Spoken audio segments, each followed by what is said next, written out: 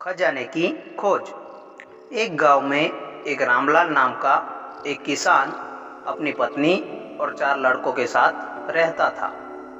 रामलाल खेतों में मेहनत करके अपने परिवार का पेट पालता था, लेकिन उसके 4 लड़के आलसी थे, जो गांव में वैसे ही इधर उधर घूमते रहते थे। एक दिन रामलाल ने अपनी पत्नी से कहा कि अभी तो मैं खेतों में काम कर रहा हूँ, लेकिन मेरे बाद इन लड़कों का क्या होगा? इन्होंने तो कभी मेहनत भी नहीं करी, ये तो कभी खेत में भी नहीं गए।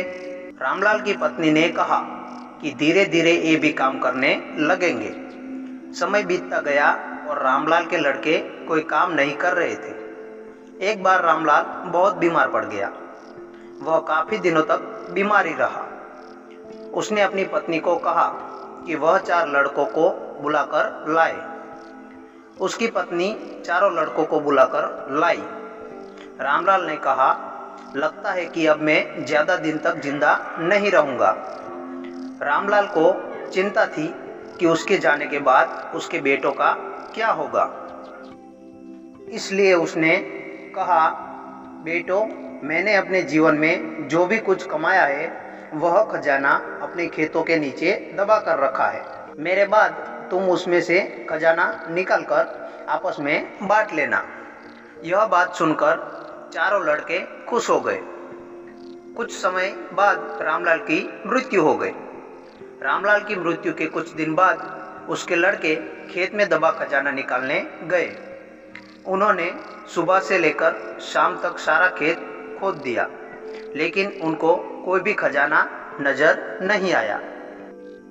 लड़के घर आकर अपनी माँ से बोले, माँ, पिताजी ने हमसे झूठ बोला था, उस खेत में हमें कोई खजाना नहीं मिला। उसकी माँ ने बताया कि तुम्हारे पिताजी ने जीवन में यही घर और खेत ही कमाई की थी, लेकिन अब तुम्हें खेत खोद ही दिया है तो उसमें बीज को बो दो। उसके बाद लड़कों ने बीज बोए और माँ के कहे अनुसार पानी देते गए।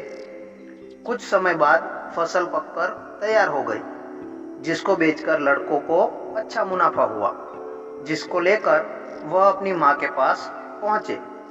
माँ ने कहा कि तुम्हारी मेहनत ही असली खजाना है, यही तुम्हारे पिताजी तुमको समझाना चाहते थे। सीख, हमें आलस्य को त्याग कर मेहनत करना चाहिए। मेहनत ही इंसान की असली दौलत है।